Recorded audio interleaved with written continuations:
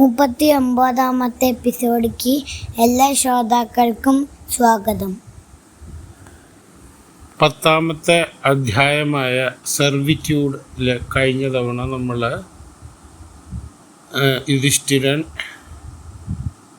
യുധിഷ്ഠിരൻ്റെ അനുജന്മാരും കൂടി മത്സ്യരാജ്യത്തിൽ വിരാട രാജാവിൻ്റെ കൂടെ വേഷം മാറി ജീവിക്കുന്നതും, അത് കഴിഞ്ഞിട്ട് ഭീമൻ കീചകനെ കൊന്നതോടുകൂടി എന്താ സംഭവിച്ചിട്ടുള്ള? എല്ലാവർക്കും വാർത്തയൊക്കെ അറിഞ്ഞു. ദുര്യോധനൻ സുശുർമന്റെ സഹായത്തോടുകൂടി, ത്രികാർത്ഥ രാജ്യത്തിലെ രാജാവായ സുശുർമന്റെ സഹായത്തോടുകൂടി വിരാട രാജ്യം ആക്രമിക്കാം എന്ന് പറയുകയാണ് എന്നുള്ളൊരു അഭിപ്രായം ആരാ പറയുന്ന? സുശുർമൻ എന്ന് പറഞ്ഞിട്ട് ഉള്ള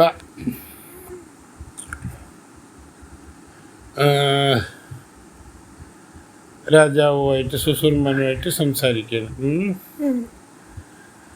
അപ്പോൾ ഇവർ നമ്മുടെ കഴിവുകളും കഴിവില്ലായ്മയും, യുദ്ധത്തിന് തയ്യാറെടുക്കാൻ പറ്റുമോ എന്നുള്ളതും, മത്സ്യരാജ്യത്തിനെ ആക്രമിച്ചു കഴിഞ്ഞാൽ എന്തായിരിക്കും സംഭവിക്കുക എന്ന് നമുക്ക് ആലോചിക്കാം എന്നുള്ള രീതിയിലാണ് സംസാരിക്കുന്നത്.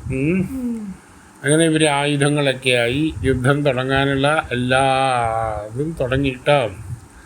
അപ്പോൾ സുശുർമാൻ എന്ത് ചെയ്തു? സുശുർമാനാണ് ഈ മത്സ്യരാജ്യത്തിൻ്റെ തലസ്ഥാനത്തിൽ ആക്രമിക്കാനുള്ള തീരുമാനം എടുക്കുന്നതും അതിൻ്റെ നേതൃത്വം നൽകുന്നതും. അപ്പോൾ ഇതനുസരിച്ചിട്ട്, ഇവരുടെ പ്ലാൻ അനുസരിച്ചിട്ട് എന്താണെന്ന് വെച്ച് കഴിഞ്ഞാൽ, രാജാവിനെ കീഴടക്കി തേരിൽ കൊണ്ടുവരുന്നത് ആരാണ്? സുശുർമാൻ. അതാണ് ഇവർ തീരുമാനിച്ചിട്ടുള്ളത്. അപ്പോൾ എന്തായി? സുശുർമൻ പടയോടുകൂടി വന്നു, യുദ്ധം തുടങ്ങി. എവിടേക്കാണ്? വിരാട രാജ്യത്തേക്ക്. വിരാട രാജ്യത്തേക്ക് ആരൊക്കെയാണ് പോവാറിയ? സുശുർമനെ സ്ഥിരമായിട്ട് വിരാട രാജാവ് തോൽപ്പിക്കുന്നതല്ലേ. അപ്പോൾ വിരാട രാജാവിനെ ഭയങ്കര പേടിയാണ് സുശുർമന്. അപ്പോൾ എന്തായാലും നമുക്ക്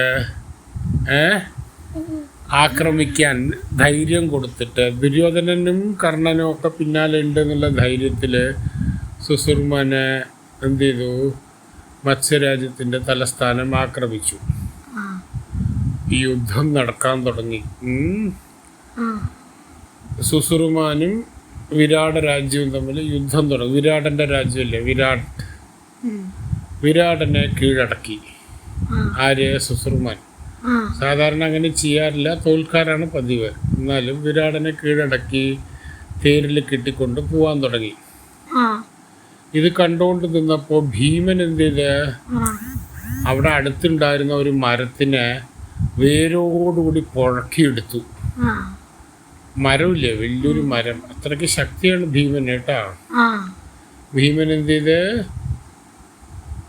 മരത്തിനെ പുഴക്കിയെടുത്തിട്ട് സുശുർമനെ ആക്രമിക്കാനുള്ള തീരുമാനം എടുക്കാൻ പോവാണ്. അപ്പോൾ യുധിഷ്ഠിരൻ പറയണേ, ഭീമ ഒരു മിനിറ്റ് നിൽക്ക്. നീ ഈ മരത്തിനെ പുഴക്കിയെടുത്തിട്ട് പോയി കഴിഞ്ഞു കഴിഞ്ഞാൽ നമ്മുടെ ശത്രുക്കൾക്കും എല്ലാവർക്കും മനസ്സിലാവില്ലേ നീയല്ലേ ഭീമെന്ന്. അപ്പോൾ നീ ഒളിഞ്ഞു താമസിക്കുന്നതും പേര് മാറ്റി താമസിക്കുന്നതും, വല്ലഭൻ എന്നുള്ള പേര് മാറ്റിയിട്ടില്ല താമസിക്കുന്നത്, അതൊക്കെ എന്തിനാണ്? പിന്നെ നമ്മൾ വീണ്ടും കുറേ കാലം ഇതുപോലെ വേഷം മാറി ജീവിക്കേണ്ടി വരില്ലേ? കാരണം എന്താ വെച്ച് കഴിഞ്ഞാൽ, ഇത്രയും കൊല്ലത്തിനിടയ്ക്ക് ആരെങ്കിലും കണ്ടുപിടിച്ച് കഴിഞ്ഞാൽ നമുക്ക് വീണ്ടും വേഷം മാറണമെന്നാണ് ആ പറയുന്ന വനവാസത്തിനുണ്ടായിരുന്ന ഒരു ഉപാധി. അപ്പോൾ എന്തു പറ്റി? ഭീമൻ ഇത് മനസ്സിലായി. ഭീമനും ബിരുവൊക്കെ വിചാരിച്ച സുശുർമനെ വളരെ എളുപ്പം തോൽപ്പിക്കാൻ പറ്റും. പക്ഷേ എന്ത് ചെയ്തു? യുധിഷ്ഠിരൻ്റെ ആജ്ഞപ്രകാരം സാധാരണ പോലെ നിന്നു. എന്നിട്ട് സുസുർമാൻ്റെ പിന്നാലെ പോയിട്ട് വിരാട രാജാവിനെ ശത്രുക്കളിൽ നിന്ന് മോചിപ്പിച്ചു. ആര്? ഭീമൻ. ഭീമൻ സാധാരണക്കാരനെ പോലെ പോയിട്ട് ആരിൽ നിന്ന് സ്വതന്ത്രനാക്കി? വിരാടനിൽ നിന്ന് സുസുർമാനിൽ നിന്ന് വിരാടനെ സ്വതന്ത്രനാക്കി. കാരണം വിരാടൻ രാജാവാണല്ലോ ഇവരെയൊക്കെ സംരക്ഷിച്ചിട്ടുണ്ടായിരുന്ന. വിരാടന്റെ അടുത്ത് പേര് മാറ്റിയിട്ടാണെങ്കിലും വിരാടന്റെ കൂടെയല്ലേ ജീവിച്ചിരുന്ന. എന്നിട്ട് അപ്പൊ സുസുർമാനെ ഇങ്ങനെ കീഴടക്കി. ആര്? ഭീമൻ. അപ്പൊ യുധിഷ്ഠിരൻ പറഞ്ഞേ, എന്താ പറഞ്ഞ? Set him free to go back. വിരാടന് സ്വാതന്ത്ര്യം കൊടുക്കാൻ. വെറുതെ വിട്ടിട്ട് അവൻ തിരിച്ചു ഓടട്ടെ, ഇവിടെ നിൽക്കണ്ട. കാരണം എന്താ? ഇവിടെ നിന്ന് കഴിഞ്ഞാൽ കൂടുതൽ ആപത്താണ്. വിരാടനെ കീഴടക്കിയില്ലേ? കീഴടക്കിയ ശേഷം വിരാടനെ രക്ഷിക്കാൻ ഭീമനാണ് വന്നത്. ഭീമൻ വന്നിട്ട് സുസുർമാനെ തോൽപ്പിച്ചു. സുസുർമാനോട് പറഞ്ഞു, ഇനി മേലാൽ വിരാട രാജാവോ വിരാട രാജ്യത്തിലെ മത്സ്യരാജ്യമോ വിരാട രാജാവിനെയോ ആക്രമിക്കാൻ വന്നു കഴിഞ്ഞാൽ നിന്റെ കഥ അതോടെ കഴിഞ്ഞു കേട്ടോ. സുസുർമാനെ ഞങ്ങളുടെ കൂടെ കളിക്കാൻ വരരുത് എന്ന് ഭീമൻ പറഞ്ഞിട്ട് അവനെ ഓട്ടിച്ചു. സുസുർമ ത്രികാർത്ത രാജ്യത്തിൻ്റെ രാജാവാണ് സുസുർമാൻ. അപ്പോൾ അത് കഴിയുമ്പോഴേക്കും തന്നെ വീണ്ടും കുറേ ആൾക്കാർ വിരാടൻ്റെ രാജ്യത്തിലേക്ക് വീണ്ടും ആക്രമിക്കാൻ വന്നുകൊണ്ടിരിക്കാൻ തുടങ്ങി. സുസുർമൻ്റെ ആക്രമണം കഴിഞ്ഞ ശേഷം കുറേ ആൾക്കാർ വീണ്ടും ആക്രമിക്കാൻ തുടങ്ങി. അപ്പോൾ ഇവിടെ ഒരു രാജകുമാരനുണ്ടായിരുന്നു.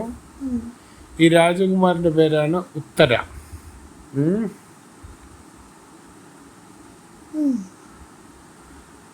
ഈ ഉത്തര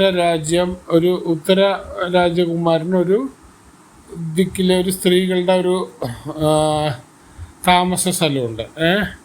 അവിടെയാണ് താമസിച്ചിട്ടുണ്ടായിരുന്നത്. അവിടെയാണ് ഈ പറയുന്ന കാര്യങ്ങളൊക്കെ ഇതാക്കിയിട്ടുണ്ടായിരുന്നത്. എന്താണ്? ഉത്തര രാജകുമാരൻ അവിടെ ഉണ്ടായിരുന്നു കേട്ടോ. ഈ വിവരം കേട്ട ഉടനെ ഉത്തര രാജകുമാരൻ പെട്ടെന്ന് ഞെട്ടി പറഞ്ഞു, ആരാണത്? ഞങ്ങളുടെ രാജ്യം ആക്രമിക്കാൻ ധൈര്യം കാണിച്ചത് ആരാണത്? ഞാൻ എല്ലാവരെയും തിരിച്ചു കൊണ്ടുവരും. അപ്പോൾ ഈ പറഞ്ഞ ആ സ്ത്രീകൾ താമസിക്കുന്നവിടെയും ഇപ്പോൾ ഈ സുസുർമാനെ രാജ്യം ആക്രമിക്കാൻ വന്നപ്പോൾ രക്ഷപ്പെടുത്തിയില്ല. അപ്പോൾ ഇവരുടെ സൈന്യം പല ദിക്കിലും ഉണ്ടായിരുന്നു. അവർ പല ഈ പറഞ്ഞ പശുക്കളും ഇവരെയൊക്കെ ആക്രമിച്ച് കൊണ്ടുപോകാൻ നോക്കിയപ്പോൾ ഉത്തര എന്ന് പറയുന്ന രാജകുമാരൻ ചാടി എണീച്ച് യുദ്ധത്തിൻ്റെ കൂടെ വന്നു. എന്നിട്ട് യുദ്ധത്തിന് പോയി. ആ യുദ്ധം നടന്നുകൊണ്ടിരിക്കുമ്പോൾ എന്ത് ചെയ്ത് അർജുനൻ എന്താ ചെയ്ത? അർജുനന് മനസ്സിലായി ഇതൊരു ചെറിയ യുദ്ധത്തിലേക്കല്ല, കുറച്ചും കൂടി വലിയ രീതിയിലേക്ക് പോകുന്നുള്ളത് മനസ്സിലായപ്പോൾ അർജുനൻ എന്ത് ചെയ്ത്? അർജുനൻ യുദ്ധത്തിലേക്ക് കൂടെ ഇറങ്ങി. എന്നിട്ട് അർജുനൻ വിരാട മഹാരാജാവിൻ്റെ മകനായ ഉത്തര രാജകുമാരനെ രക്ഷിച്ചു തിരിച്ചു കൊണ്ടുവന്നു. എനിക്ക് ഇത്രയും കഴിവുള്ള ഒരു തേരോട്ടുന്ന ആളുണ്ട്. ഞാനൊരു ഉറങ്ങിയോ കുട്ടാ?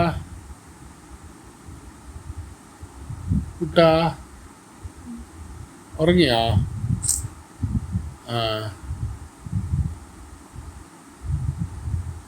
ഉത്തര രാജാവ് മനസ്സിലായി. അപ്പോൾ എന്തൊക്കെയോ ഒരു കൺഫ്യൂഷൻ ഇവിടെ ഉണ്ട് എന്നുള്ളതും പാണ്ഡവന്മാർ ഇവിടെ ഉണ്ടെന്നുള്ളതും ദുര്യോധനനും ദ്രോണാചാര്യരും മറ്റുള്ളവരും ഒക്കെ ഇതിൻ്റെ പുറകിലുണ്ട് എന്നുള്ളതും. ദ്രോണാചാര്യരുടെ ഗുരുവാണല്ലോ, ഗുരു ആകുമ്പോൾ രാജ്യത്തിലെ കൂടെ എല്ലാം നിൽക്കാൻ പറ്റുമോ ഉണ്ടെന്നുള്ളതും മനസ്സിലായി. അങ്ങനെ ഒരു ചെറിയ യുദ്ധത്തിൽ നിന്ന് ഇവരെ എന്ത് ചെയ്തു, വിരാട രാജ്യത്തിനെ രക്ഷിച്ചു. ആര്? പഞ്ചപാണ്ഡവന്മാർ. ഇല്ലെങ്കിൽ വിരാട രാജ്യം ചിലപ്പോൾ കീഴടങ്ങപ്പെട്ടെന്നെ. പക്ഷെ ഇവരൊക്കെ ശരിക്കുള്ള പേരിലല്ലല്ലോ ജീവിക്കുന്നത്. ബൃഹന്നള എന്നുള്ള പേരിൽ അർജുനൻ നിൽക്കുമ്പോൾ ഈ ഉത്തര എന്ന് പറഞ്ഞ രാജകുമാരിയില്ലേ, രാജകുമാരനെ രക്ഷിക്കാൻ ആരാ നിന്ന്, തേരോട്ടിക്കാൻ നിന്നത്? ബൃഹന്നള ആരാണ്? അർജുനൻ കേട്ടോ. അപ്പോൾ രാജകുമാരന് ഭയങ്കര ഇഷ്ടമായി ബൃഹന്നളയെ. കാരണം അത്രയും കഴിവുണ്ടല്ലോ. അർജുനനെ പോലെ ഉണ്ട് എന്നുള്ളത് ഇവർ പറയാൻ തുടങ്ങി. അപ്പം നാട് മുഴുവനും ഏകദേശം കാര്യങ്ങളൊക്കെ മനസ്സിലായി വന്നു തുടങ്ങി. അതായത് വിരാട രാജ്യത്തിൽ താമസിച്ചു കൊണ്ടിരിക്കുന്നത് ആരൊക്കെയാണ്? പഞ്ചപാണ്ഡവന്മാരാണോ എന്നുള്ള സംശയത്തിലേക്ക് എല്ലാവരും പതുക്കെ വന്നുകൊണ്ടിരിക്കുകയാണ് കേട്ടോ. കാരണം ഇത്രയും നന്നായിട്ട് തേരോട്ടിക്കാൻ കഴിവ് വേറെ ആർക്കും ഇല്ല. തേരിനെ നിയന്ത്രിച്ച് കൊണ്ടുപോകുന്നതാരാണ്? അർജുനൻ. ഉത്തര രാജകുമാരൻ്റെ തേരാണ്. അപ്പോൾ അർജുനൻ പറയണേ, ഞാൻ വെറും ഒരു പാട്ടുകാരനും നൃത്തക്കാരിയാണ്. കാരണം ബൃഹന്നളയുള്ള പേര് മാറ്റിയിട്ടല്ല ജീവിക്കുന്ന. നൃത്തത്തിൻ്റെ ഡാൻസ് കളിക്കാനും പാട്ട് പഠിക്കാനും ചെറിയ സ്ത്രീകളെ പഠിപ്പിക്കാനും മാത്രമേ എനിക്ക് കഴിയുള്ളൂ എന്നുള്ള രീതിയിൽ ബൃഹന്നള പറയാണ്. അപ്പോൾ രാജകുമാരൻ പറയണേ സൈരന്ധ്രി, എൻ്റെ സൈരന്ധ്രി എന്ന് പറയുന്ന ആരാണ്? ദ്രൗപദിയും സൈരന്ധ്രിയും എൻ്റെ അനുജത്തിയും നിങ്ങളെപ്പറ്റി വളരെ നന്നായിട്ടാണ് പറയുന്നത്. ബൃഹന്നളയെ പറ്റി പറയുന്നതാണ് കേട്ടോ. ഒന്നുമില്ലെങ്കിൽ നിങ്ങൾ വളരെ നല്ല സ്വഭാവമുള്ള ആളാണ്. ഒരുപാട് സൗമ്യ സ്വഭാവമുള്ളത് കൊണ്ടാണ് നിങ്ങൾ നല്ല യോദ്ധാവല്ല എന്നും നിങ്ങൾ വെറും ഒരു നൃത്തക്കാരനും പാട്ട് പഠിപ്പിക്കുന്ന ആളാണെന്നും പറയുന്നത് എന്ന് പറയപ്പെടുന്നു എന്ന് രാജകുമാരൻ പറയണം കേട്ടോ. അങ്ങനെ അർജുനൻ്റെ കഴിവുകളിൽ എല്ലാവർക്കും ഏകദേശം ഓരോ ബോധ്യം വന്നു. അപ്പോൾ ബൃഹന്നള പറയണേ, ജസ്റ്റ് ഒന്ന് രക്ഷിക്കാൻ വേണ്ടി ഞാൻ അർജുനൻ്റെ തേരോട്ടക്കാരനാണ്, സാരഥി എന്നാ പറയുക. പാർത്ഥൻ എന്നാണ് അർജുനൻ ഇനിയൊരു പേരുള്ള പാർത്ഥസാരഥിയാണ് ശ്രീകൃഷ്ണൻ. ഉറങ്ങിയോ കൂട്ടാ? അപ്പോൾ ഉത്തര രാജകുമാരന് അർജുനൻ ബൃഹന്നള എന്നുള്ള വേഷത്തിലുള്ള അർജുനനെ ഭയങ്കരമായിട്ട് അഭിമാനിക്കാനും ഭയങ്കരമായിട്ട് അഭിനന്ദിക്കാനും തോന്നി. കാരണം എന്താ വെച്ച് കഴിഞ്ഞാൽ ഈ പറയുന്ന ചെറിയ ഒരു യുദ്ധത്തിൻ്റെ ഇടയിൽ കൂടുതൽ കഴിവുകൾ തെളിയിച്ച ആളാണ് കേട്ടോ.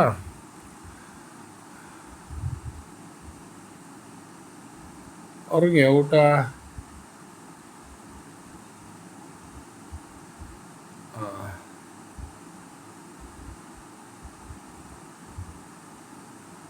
അപ്പോൾ നമുക്ക് അടുത്ത അധ്യായത്തിൽ അടുത്ത എപ്പിസോഡിൽ ബൃഹന്നളയും ഉത്തര രാജകുമാരൻ തമ്മിലുള്ള സംഭാഷണം കേൾക്കാം. എന്താണെന്ന് വെച്ച് കഴിഞ്ഞാൽ ഇത് വളരെ പ്രധാനപ്പെട്ട ഒരു സംഭാഷണമാണ്. കാരണം ഉത്തര രാജകുമാരന് ഇത്രയും കഴിവുള്ള ഒരു ബൃഹന്നളയെ പോലെ ഒരു കഴിവുള്ള അർജുനൻ തേരോട്ടിക്കാൻ കഴിവുള്ള ഒരാളെ കിട്ടിയതിനെക്കുറിച്ചും ഇവർ തമ്മിലുള്ള സംഭാഷണമാണ് നമ്മളിപ്പോൾ കേട്ടുകൊണ്ടിരിക്കുന്നത്. ഇതിൻ്റെ അടുത്ത ഭാഗത്തിൽ നമുക്കവർ തമ്മിൽ എന്തൊക്കെയാണ് സംസാരിച്ചതെന്നുള്ളത് വിശദമായിട്ട് കേൾക്കാം. ഇതുവരെ ഈ കഥ കേട്ടുകൊണ്ടിരുന്ന എല്ലാ ശ്രോതാക്കൾക്കും നന്ദി. ഇന്ന് ജസ്റ്റ് ഒരു ആമുഖം മാത്രമാണ്. ഒരു യുദ്ധത്തിൻ്റെ ഒരു തുടക്കം, അതായത് വിരാട രാജ്യത്തിനെ സുഹൃമൻ ആക്രമിക്കുന്നതും സ്ത്രീകളുടെ അന്തഃപുരയിലേക്ക് കയറി ചെല്ലുന്നതും ഉത്തര എന്ന് പറയുന്ന രാജകുമാരൻ അവിടെ വന്നിട്ട് ഇവരിൽ നിന്ന് രക്ഷപ്പെടുത്താനുള്ള ശ്രമം നടത്തുന്നതുമാണ് നമ്മളന്ന് കേട്ടുകൊണ്ടിരുന്നത്. നന്ദിയുണ്ട്. നമസ്കാരം.